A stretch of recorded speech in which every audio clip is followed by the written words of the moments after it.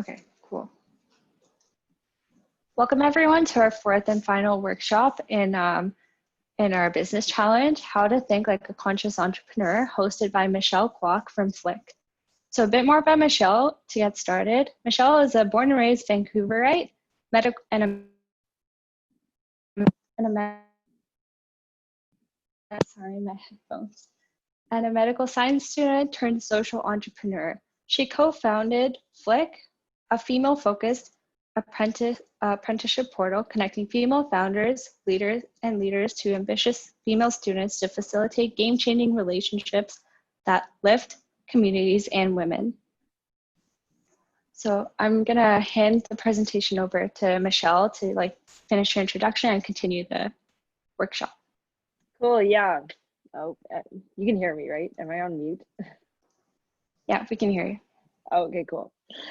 Yeah, so I'm Michelle. I'm the co-founder and CEO of FLIK, and we're a platform that connects female founders and leaders with students from all across the world through meaningful apprenticeships so that founders can get helping hands on their businesses and students are able to gain career relevant experience, skills, training, and mentorship under established female leaders.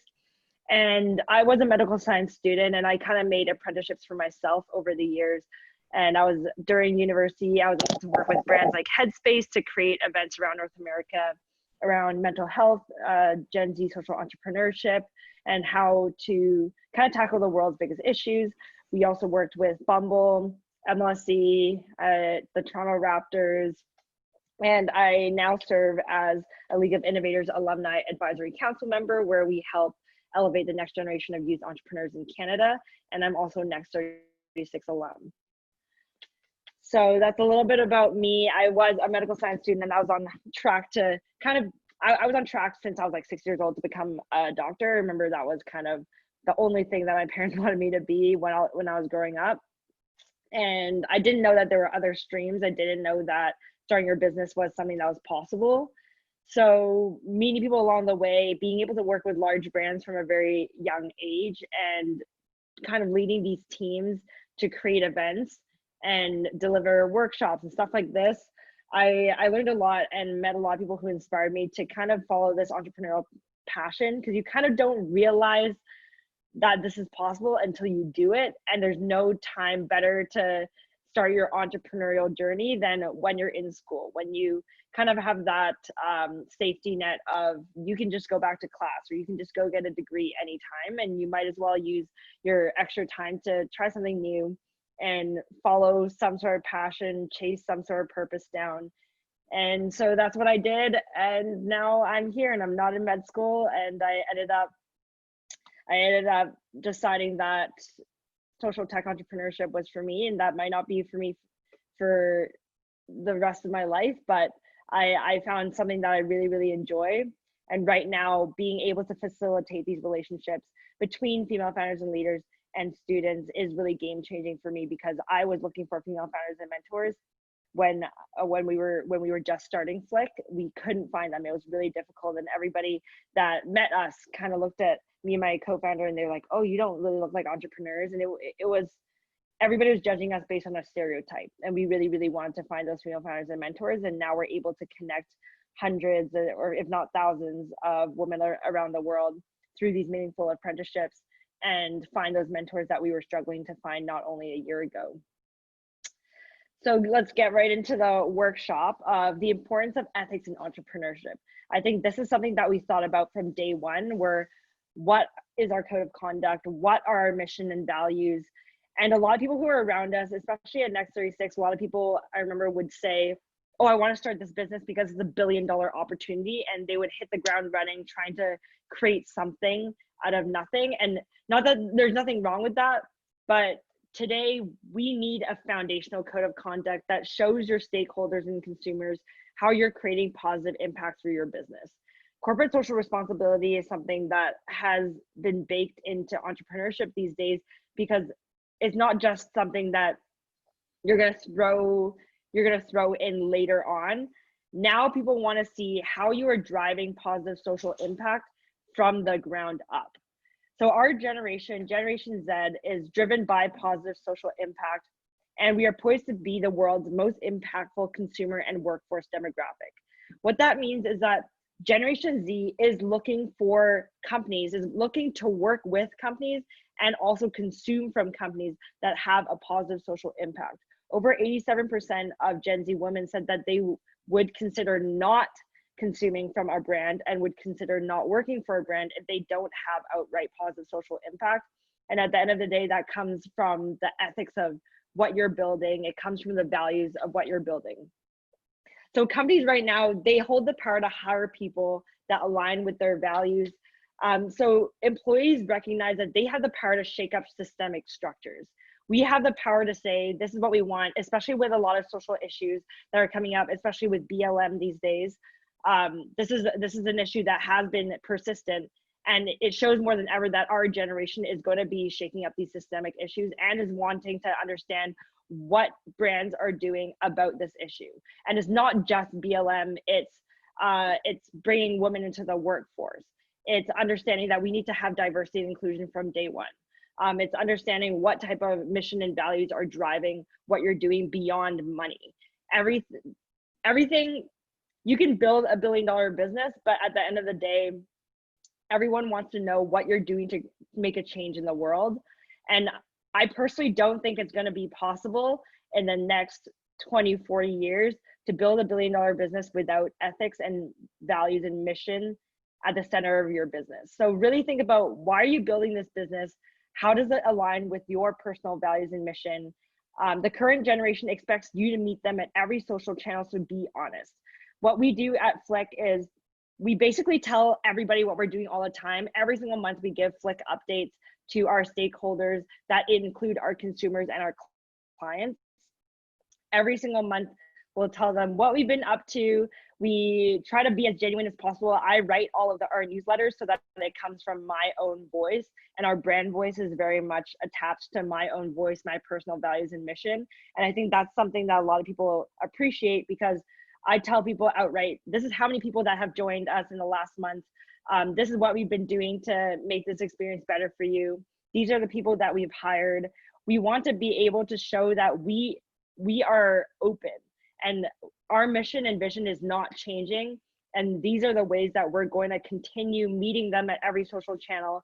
On Instagram, we try to update everybody. On Twitter, on Facebook, on LinkedIn. We are very, very active in social channels because our generation, we're tech natives, and we expect to hear from our brands on our phones all the time, and we have to understand that. So through our newsletter, through all of our social channels, we try to deliver on our values and mission, and we ask, how can we be doing better? Okay, to make these practices sustainable, you also have to solidify your values, your code of conduct, your mission and vision from day one, and make sure that that is at the bedrock of your work. So what you want to do is you want to build through integrity. And what that means is, when, like I said, a lot of people were saying, oh, this is a $1 billion opportunity and that's why I'm building this business. It has to be more than that. You know, you have to build your business with a foundational integrity built in. You must truly believe that you are bringing net positive value and impact to your customers and not just taking money from them. Remember, you're building a business to contribute to society. And through your business, you're not just trying to benefit yourself. You're not just trying to benefit your team. You're bringing to your customers what you think is going to better their life. And yes, they're paying for it, but it's not because of the money that you're creating a change in this world. They're paying for something that's bringing them extra value and efficiency to their life. So this all comes back to your values and links in with your branding. You should move through humility, service, and with a community focus. And then when you go to care for your team, this has to come from a very genuine place as well. So for us, we have a team Slack channel where we have conversations about personal lives as well. We don't only talk about work. We obviously do want to be super efficient with what we're doing, but at the end of the day, these are people that you treat like your family. You want your team isn't going to be efficient if your team isn't happy. So for us, we would always ask our team, what do you want to see more from us? What can we be doing better with our communication? Whenever we're making really large decisions, it's not just me and my co-founder who are making decisions. We come up with an array of decisions, and then we'll poll the team, or we'll ask them for ideas, or we'll come up with there's a problem that comes up, and if we're having trouble solving it, it's not just on us to solve the problem. We want to understand the diverse perspectives of our team. see, we do a lot of talks about diversity and inclusion, and people always think, oh, if I'm hiring diverse individuals, then I'm already checking that box of diversity and inclusion, but that's not true. You have to treat everybody as a thought partner on your team, no matter where they are. So we kind of have this like flat hierarchy. We don't like when people on our team call us their bosses, because we'll be like, well, you have the same say in what we're doing and our vision as we do at this point. We want to ask you what you think is best for us, and we take all of our diverse perspectives into account. And that goes to establishing culture. If you're really showing your team that you care for them, that establishes a culture on your team, that you're open, you're communicative, you're collaborative, everything is a collective effort. And the more that your team understands that culture, the more that will emanate into your greater community. So a lot of people try to create community by the founders just driving conversation all the time. And yes, we do that, but you have to build through creating an engaged community. And that again goes back to your values. You have to show your community that you're open to them all the time. So for example, my co-founder and I, when we first started FLIK, we opened our calendars, and we still do have open calendars for people who are in our community. So they know that they have direct access to us all the time. And we don't think that we don't have time for them. Like at any point, no matter where we go, we're always gonna have time for our community. And I think that's really, really important that you keep that open line of communication so your community knows that they're also part of decision-making processes. So for example, this hoodie that I'm wearing right now, we wanted to create a scholarship fund for young women who are on our platform, but we didn't have the money to do that. And we also at the same time wanted people to be able to wear FLIK branded stuff. So we ended up creating this hoodie so that we could bring partial funds into a scholarship fund and be able to give out scholarships to young women on our platform. And when we were doing that, we didn't just make the decisions by ourselves. We surveyed our community, and I think we got almost 1,000 responses, and people loved it. They loved that they could be part of the process, asking who the scholarship should be for, asking what the hoodie should look like, what they want from the hoodie, how much the hoodie should be. It wasn't us just throwing numbers at them and throwing it in the air, being like, this is what it should be, this is what you're gonna pay for it.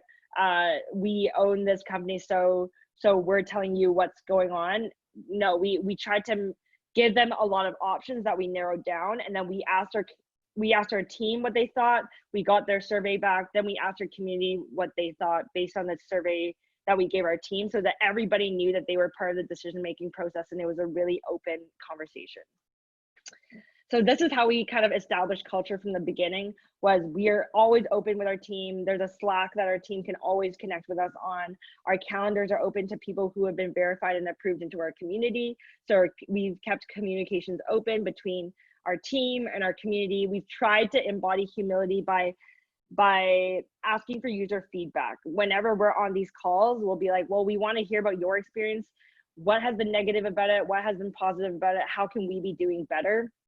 I found that a lot of entrepreneurs don't talk to their community because I honestly don't know why, but people don't talk to their communities. They don't think about asking them how they can be doing better. And a lot of entrepreneurs also kind of cringe when people are giving them advice. Whereas I think we're super open to advice, literally from anyone. We'll ask everybody, how can we be doing better? What can we be doing from now? You're an expert in this. We want to hear from your perspective what we can be doing in marketing, for example. So we try to engage experts to tell us what we can be doing better, instead of saying, we started this company and we know the vision best, so we're just gonna do whatever we wanna do. And also another way that we keep conversation kind of open is on Slack. We rarely use DM conversations. We have open channels where we talk about finance, marketing, social media, pricing strategies, new hires, and all of that. So we get everyone to chime in, and all of those channels are open. So if you're on our team, you can join those channels. So we're not like hiding where we spend money or how we're getting money. No matter who you are on the team, you can check in on every channel and see what's going on and understand more of how we're engaging with the community, how our product roadmap is going, what our finances are looking like. And we're always really open with everybody especially at the beginning when you literally have no money as a startup, you have to just be open about it. We just had no money and we were scrambling to get grants all the time. And because we were so open about it, our team would help us get grants. Our team would help us write our grant applications and all of that stuff. So yeah, I'm gonna just check if there's any like chat messages, because I feel like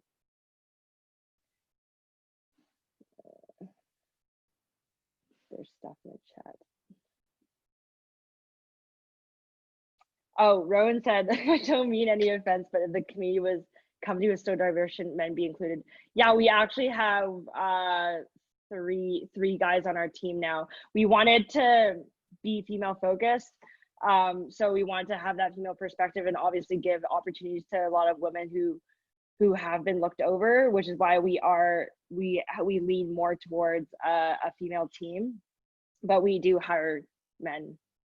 Oh, and you're talking about the platform. It's the reason why we started the platform in the first place is because female entrepreneurship is growing into a market of its own, but that has only recently started. A lot of women grow up thinking that they cannot be entrepreneurs and they need that safe space to find female mentors.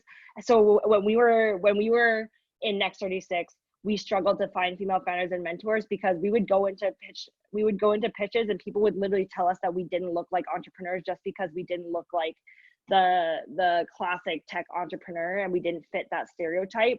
And we definitely struggled and firsthand realized how difficult it is to be a woman in the space, which is why we started off with female founders and leaders and female students, so that we could create a safe space where female students who need to have people who help them navigate the barriers and challenges of women in business would be able to find mentors that look like them, that they could resonate with. And so that we can change something like globally less than 1 in 5 businesses are led by women. And we want that to be 50-50. We're trying to create equity in the space. And that's why right now it is just female focused. We are thinking about in the future, perhaps we're going to increase it to just diverse and underrepresented minorities, just so that we can continue creating equity. Oh, I am responded. That's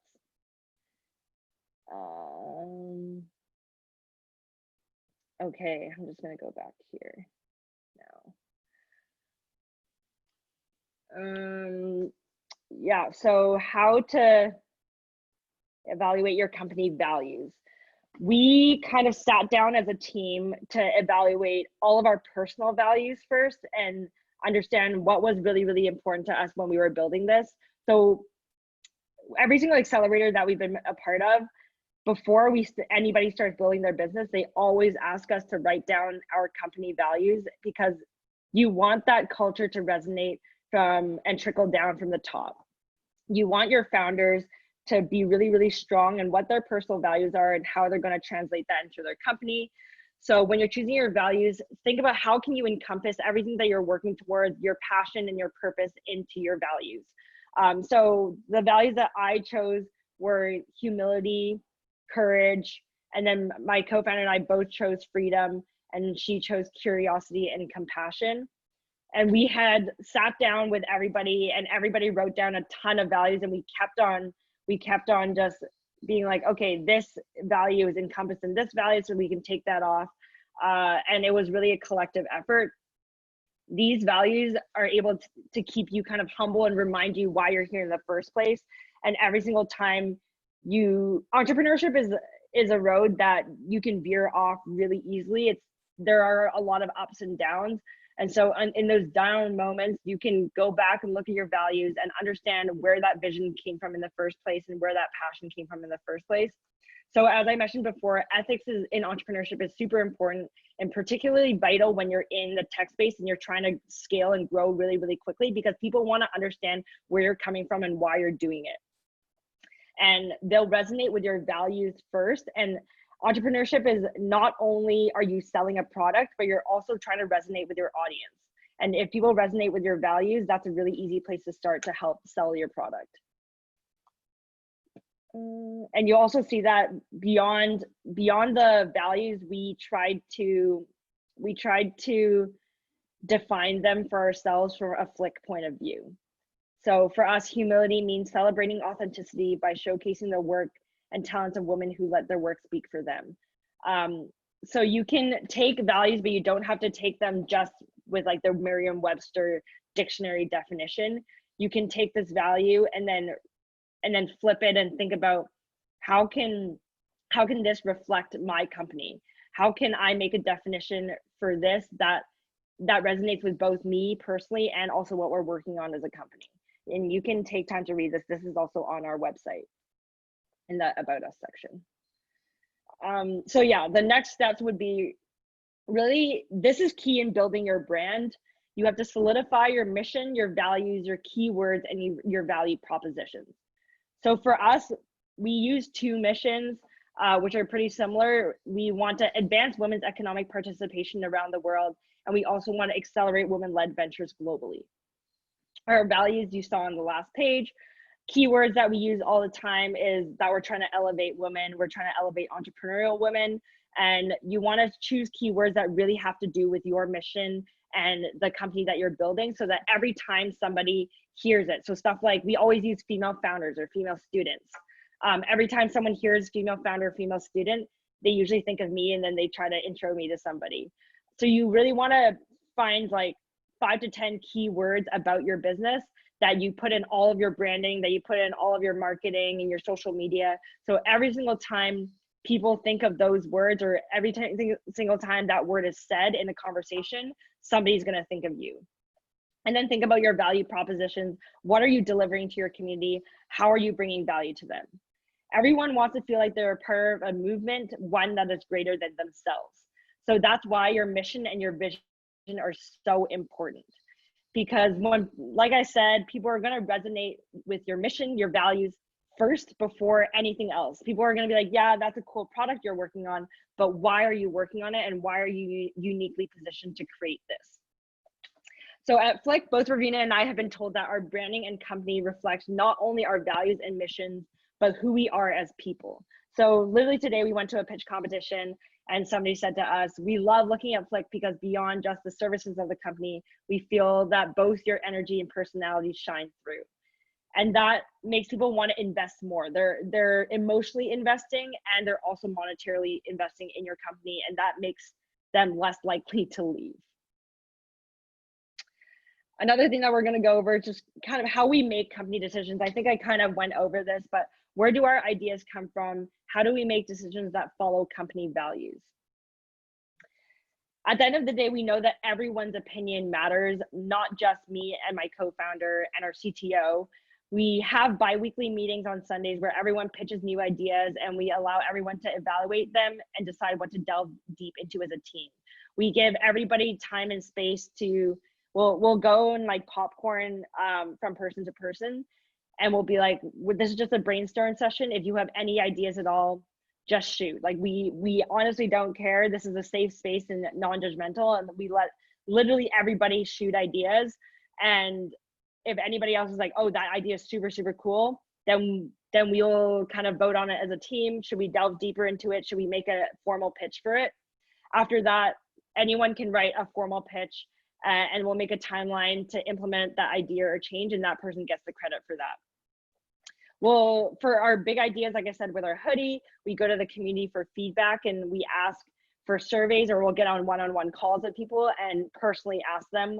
We used to do that a lot of the time when we started off with like 200 users or something. I think I got on a call with every single user to ask them why they joined the platform, how they heard about us, what they want to see in the future. And I'd write down every single word of user feedback. I'd put it into a Slack channel that we put hashtag user feedback in our FLIK Slack channel so that we could see what everybody was saying. And after we would implement the idea, we would go back to them and be like, thank you so much for that idea. It's helping so many people, and credit that person for that idea. So we definitely, like I said, we treat everybody as a thought partner. Everybody on our team has the opportunity to pitch us any ideas. Everybody in our community has the opportunity to pitch us any ideas. I've gotten people Instagram DM me personally, LinkedIn DM me, LinkedIn DM our page, or Instagram DM our page, or email me, or whatever. I would listen to all of it and then discuss it with somebody on our team. So basically our community keeps us accountable for our values and ethics because we are always asking them how we can be doing better. And we've had people call us out before if they think that we're not following our values, or they don't agree with something that we're doing, and we'll get on a call with them and ask them why. So we definitely try to keep ourselves in check through constant conversations with our team and our community. And next, so like I said, marketing really starts with brand building. You can't really market something if you don't have a brand that's built. And what a brand encompasses is basically, it's kind of intangible almost sometimes, because it's the vibe that you give off. It starts with the values that you have and how you live through those values, but then it's everything from the color that you choose to represent your brand, to the logo, to your mission that you put on your first page, to the website and how you navigate the website, who you are as a person, how you talk about the brand. So take your values, your mission, your vision, your goals, your purpose, and all of that, and share it. Get people to kind of guide you along the way. When we first started FLIK, we were a media company, and our mission and vision was to share the untold stories of visionary women. We would reach out to female founders all the time and ask them to interview them just because we wanted to meet them. And that was our mission. We just wanted to be a media company. And over time, our vision never changed, though we always wanted to create a space that would accelerate women-led ventures, or create a space that would advance women's economic participation. But we molded the way that we were doing that over time because we were sharing it. People were giving us organic feedback. They were like, this is really cool, but how can I meet women like this? Or this is really cool, but I'm always looking for more resources for my company. So we molded our brand over time. It didn't always look like this. This was not our first logo, or right here. This was not our first logo. These weren't our first colors either. Now we use like purple, blue, and pink that we really, really like, and it resonates with our team, but we had to try it over time. So building your brand is really important. It comes again from your values, your keywords, your mission, how you put that out online. So align your personal and business brand online. What I would say is sharing everything that we were doing, like sharing our business, sharing my personal journey from being a medical science student to becoming a social tech entrepreneur really helped with building our business brand, because I built a decent enough audience to get people to advise us on what we were doing or connect me with other people. So we started off with sharing the untold stories of visionary women, and now we're accelerating women-led ventures through curated apprenticeships. And also show how you're creating a meaningful impact. A lot of people are going to be willing to give you basically free marketing and share your vision and your mission if they resonate with it. But also everybody wants to be part of a movement and a mission, and they want to understand how you are creating meaningful impact. So at the end of the day, you're going to want to find a way where you can integrate your ethics, your social responsibility into the bedrock of your company. Share your personal story on your personal social channels and align that with your business brand. Every time people see you post, they're a reminder of your brand, and it directs users directly to your brand page. So for us, we spent no money on marketing, and in the last 6 months, we've gained over 3,800 people from 41 countries who have signed up for our platform. And remember, a business brand doesn't have to be stiff. People want to look at your brand and feel empowered. So how are you able to meld kind of your personal brand and your business brand together in order to make that thing where your personality shines through this business brand, and everybody knows when you're posting that you're also posting on behalf of your brand? How are you going to build that brand strong enough and share your story and be able to utilize storytelling to create free marketing for yourself? A really great place to start is to think, how does your story make you uniquely positioned to start your company? For us, I went to an all-girls school for 12 years, and female peer-to-peer mentorship was something that was really, really important to me growing up. And I had created peer-to-peer programs for my colleagues. I created peer-to-peer sporting coaching programs. And I didn't realize that this was going to be part of my journey I had always just enjoyed doing those things. And then I ended up working with Bumble, where we were creating events for women in leadership and for diverse women founders. And I found that I really, really enjoyed that. So I ended up thinking at the time that I wanted to transition from medical science and university to entrepreneurship. And that's when I started reaching out to female founders and mentors and female startups so that I could kind of find out what their journey was. And so I created these like little apprenticeships for myself that I didn't even realize until looking back. And now looking back, all the puzzle pieces kind of came together because I was able to find all these random dots of my life and realize they all connected to a straight line to what I'm working on now with FLIK. So think about, why are you uniquely positioned? What is your competitive advantage in creating this? And for us, it was, I had created female founder mentorship programs before. I had built community hubs with Bumble, with some startups that I had worked on before. I had done marketing, I had done brand building. I had worked with big brands on diverse women entrepreneur events and pitch competitions. So when we decided to pivot FLIK from a media company to a tech company, we were in a unique position to start this company because I knew so many women entrepreneurs already. I had created a bunch of events already. I had done this for 12 years when I was at this all-girls school, and all these puzzle pieces kind of came together, and I shared my story online. So beyond storytelling for your brand, you want to be able to show cold, hard numbers, right? You want to show traction. Users and investors will care about the numbers, and users will also feel FOMO. So when we were first reaching out to people to join our platform, we were so new. We probably had like 500 users when we were reaching out to really big female founders, and they didn't feel like FOMO about it. They were just like, oh, nobody's using this, so I'm not going to use it. And then 5 months later, some of the same female founders that we had reached out to saw that we had over 3,800 signups, and they were asking us if their organizations could partner with us. And it was just because they saw those numbers that we had 3,800 people sign up from 41 countries around the world. And that merged the gap between the storytelling of our brand that they were kind of interested at the beginning, and then we brought in the numbers, and that together got them to come and sign up and pursue partnerships with us. So again, I can't say this more, but leverage social to tell your story. This will give you organic growth opportunities. So for example, on LinkedIn, you never know who might see your post, because at the time when I posted this, I probably had like 1,000 followers, but every time somebody likes your post or comments on your post, it goes on their followers' news feeds. So this got, I think now like 40,000 views, and I had 1,000 followers at the time. So definitely leverage social to tell your story. From this post, we had people sign up for our platform. We had advisors reach out to us. We had investors reach out to us. And we never really needed to put money into ads, and we haven't really thought about it until now.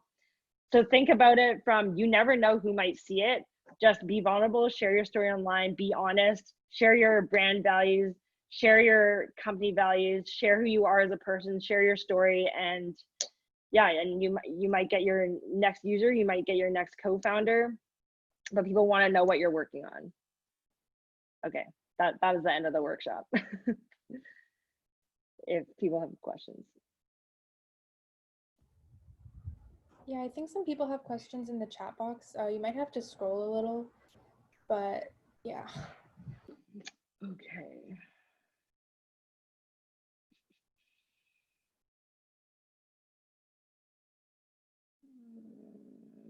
Still scrolling. Oh my gosh.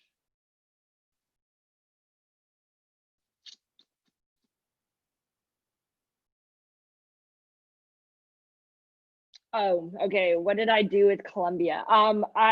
So right now I am I got into the Columbia deferred enrollment program for my MBA. So I'm going to go to Columbia in like 2 to 5 years. And so they're partnering with us on various things that are upcoming and connecting us with a bunch of female founders in New York and investors in New York. And yeah, venture capitalists and stuff like that. So that's like coming.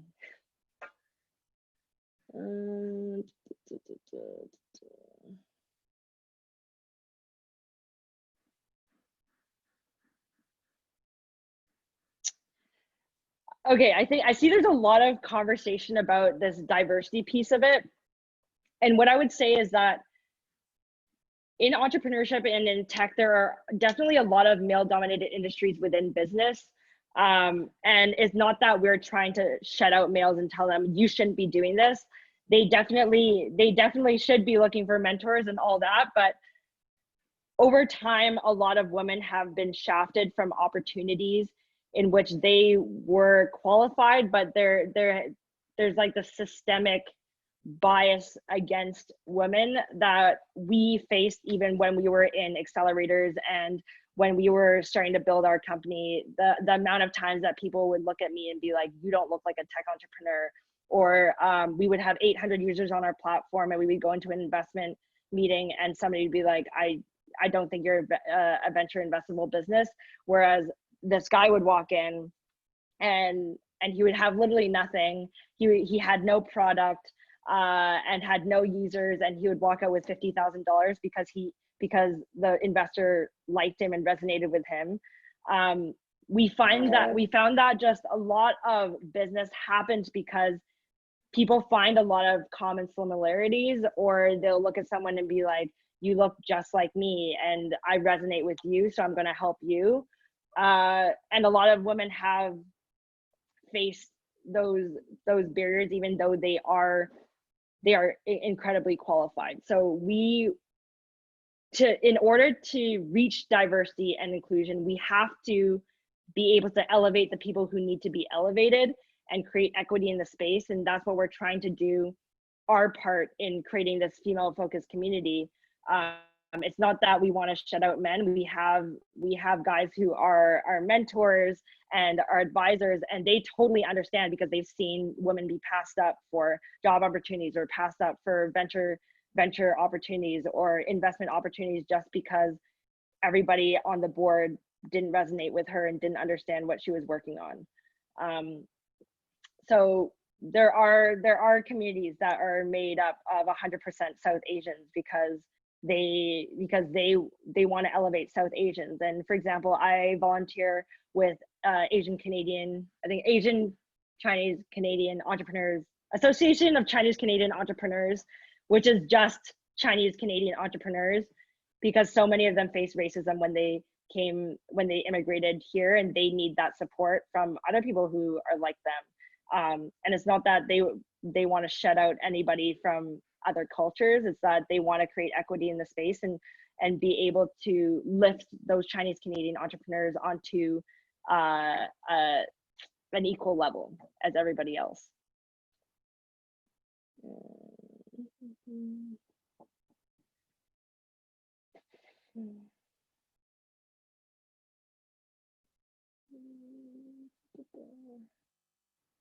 Yeah, there's definitely a huge lack of gender diversity in the field. Like I'm on the League of Innovators Alumni Advisory Board, and every single meeting is, how can we get more women to apply to this program? Because so many of them that we get on calls with are so smart. They're like MIT, starting their own AI automation company, and they think that they're not deserving of being in the program, and so they don't apply because there's that barrier for them. And they said, oh, I've never seen another woman in the program who's working on what I'm working on. Maybe people won't like me.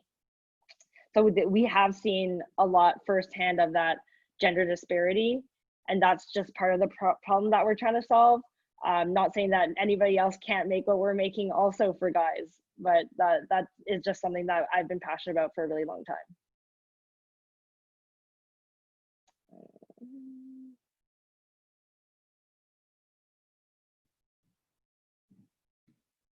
How did we market? What's one thing you would tell young girls who are looking to start a platform but feel like they can't? I'd say in first year, I pretty much didn't think that I could do anything. I was like, I can literally only be a doctor and that's it. I had to find mentors that believed in me and were able to support me through finding my own self-confidence until I was able to create something like this. It's tough to answer that question because I think everybody needs to be able to find mentors and people around them who are able to support them and tell them that they can do it. That's part of the barrier, right? Is like I grew up with my family telling me that I shouldn't go into anything else except medicine because I was too nice for business, or I wasn't a shark enough to be a lawyer, and this would be told to me every single day.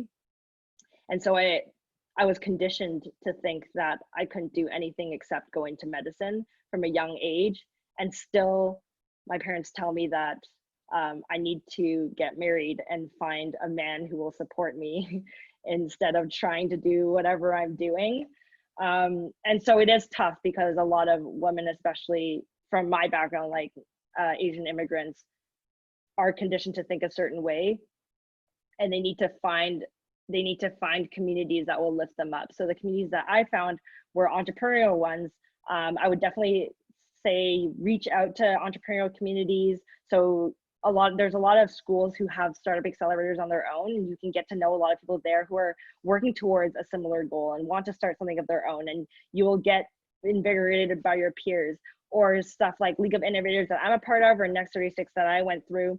We found a ton of peers and colleagues that were so ambitious, were so smart, and would tell us that we could do it every single day.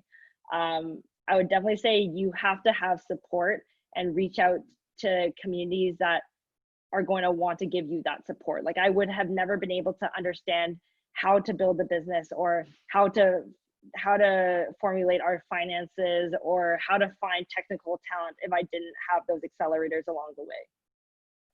How did we market FLIK? Like I said, we just met everyone at every single social channel. We started off with Instagram and LinkedIn. LinkedIn was a huge thing for us. I just started sharing my story on LinkedIn about being a medical science student and going into social tech entrepreneurship, and a lot of people resonated with it. And that's honestly how we marketed FLIK, was storytelling for our brand, was storytelling our stories on LinkedIn, sharing that across LinkedIn, across our brand page, across our personal pages. We made shareable Instagram stories and had people tag, for example, strong women in their lives, people that they looked up to, and everybody shared those Instagram stories. And in one day, we gained like 800 new followers because of that. We've done a lot of things. We've partnered on workshops like this, on conferences. We're part of boards of some entrepreneurial societies. So we're in all of their things. We partner with a lot of organizations that do cross promotion and collaboration with us. So like female founder and student organizations. So we've partnered with 500 startups, Tech Together, Techstars, the Teal Fellowship, like over 30 organizations. It's very time consuming to market FLIK, but we didn't have money at the time. So we would do everything from partnering on workshops and cross promotion and collaborations and newsletter mentions and building our social media brands personally and and for the brand. Yeah, major marketing methods, definitely social media. Definitely consider heavily marketing on personal LinkedIn. I'd say LinkedIn was the best organic reach that we got by far. I get anywhere from like 2,000 to 50,000 views on some of my posts, and I only have like 2,800 followers, just because whenever you write a LinkedIn post, make sure the first two sentences resonate with other people. So I think on that post that I got 40,000 views on, it started off with 3 years ago, I was a medical science student with zero business experience, lying in my dorm room, feeling pretty lost. And I got so many LinkedIn DMs that day being like, I really resonated with that. And that's why I started looking into FLIK. So yeah, LinkedIn, Instagram, shareable Instagram stories, super easy, super free. Oh, what were your experiences working in male-dominated spaces? Okay, there was a lot of times where so there was one time where I was working in like sport business, and and 99% of the people there at the sport business industry conference were guys. Just classic, like everybody was talking about hockey and basketball was a huge part of my life growing up, and I always thought that was going to work for the NBA. And I remember just like going around, and one of the speakers was an ex NHL player, and I was the VP of this club that was doing the sport industry conference, and I had like put a lot of it together. And I think he like asked me if I was somebody's assistant or something, and I was trying to explain to him that I was literally running the conference, and like the Toronto Raptors had given me a team signed ball because of like all of this stuff that I was doing. And he literally did not understand that I was like the VP of this club. And that's happened in so many ways. Like I said, we walked into investor pitches, and for example, one of the major investor pitches that we had while we were at Next 36, the guy was like, "Oh, I totally see the value in what you're building, but I can't help you, so I can't invest in you because I barely know any female founders, so I wouldn't be able to help you at all." And that's when we knew that we had to just keep working at it, because people need to find those female founders and people need to have that network, and that needs to be started somewhere. So we might as well start it now. Was it hard? Yeah, there were so many times when people would tell us like, "Oh, maybe you shouldn't be doing this. Maybe you should be doing something else." And we just kept going. There were so many times where we even thought like, maybe we just shouldn't be doing this. We aren't qualified to be doing this because everybody's telling us that we're not. And somehow we powered through it. Oh, I just lost the chat.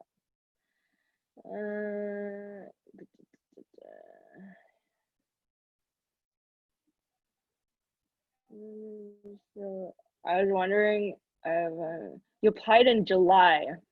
Oh, okay. I will check on that, Grace. I will. You can LinkedIn DM me after so you can remind me.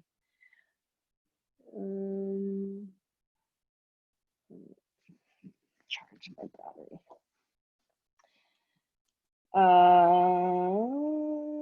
I was wondering if it was difficult to start this initiative since you were originally in medical science, or if you had computer science coding experience that helped with creating the platform, or if you had partners. Yeah, it was definitely difficult coming from medical science, just from a mental perspective, because I was like, I'm definitely not qualified to do this. All my classes were in biology, or I was in the lab. I had done like neuroscience. I had done minimal coding for neuroscience. I'd been analyzing like MRIs with MATLAB. So I had some coding experience, but not enough to build this platform. It was more sharing when we were first a media platform. We would share our journey the entire way, and we had people reaching out to us that wanted to be a part of it. So definitely I had technical partners along the way, and we just hired another full stack developer to help us with the product development. And if anyone's on the platform, there are a lot of updates coming up.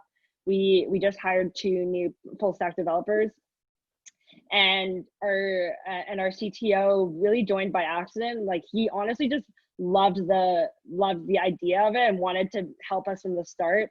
And we never really had anything for him to do because we were a media company. And when we decided that we wanted to create a tech portal, it was the perfect place for him to fit in.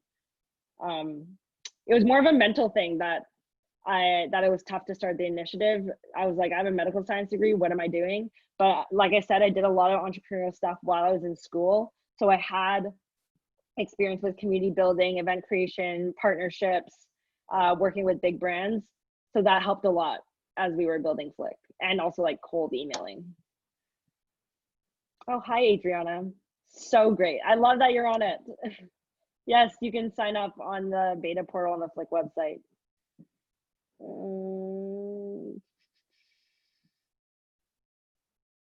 Oh yeah, you said that FLIK often communicates with its stakeholders. Does that mean that you are a public company, or do you mean it in a metaphorical sense as in customers? Yeah, what I meant was that we basically treat our customers like stakeholders. We know that they have to be happy, and that they have to be knowing the vision and the direction of where we're going, and they want to be part of it and be thought partners along the way. So we treat them, that's what I meant by we just treat them like stakeholders. How did you start making money? Yeah, that's a great question. So the founders pay a monthly fee to have access to the platform because we wanted to keep it free for all apprentices, obviously for students. And we have alternate revenue streams through media and sponsorships, where founders and companies and corporate partners and any events that we create with corporate partners, we get revenue from that. What tips do you have for marketing to diverse audiences? Young, old, women, men, or people with different knowledge or interest? That's where it comes back to. You literally just have to continue communicating with your team and your community. That's why we always ask people in our community, why did you join us? What do you like from us? Where do you want to see us in the future? And we ask that through social posts where people can comment on it. We ask that through surveys. We're always talking to our team and asking them what they think, and even our team's families, so that we're able to get that diverse perspective. When you market, you have to do your research first. So definitely, I would say like one-on-one talking with people is probably the best, because you're able to see their body language and ask them what they're interested in and totally get a sense of what you should be doing. So definitely ask the people that you're marketing to first, and then you can develop a marketing plan and strategy. Yes, he did ask if I was an assistant, and he did ask me to still get him a coffee, even though I was running the event.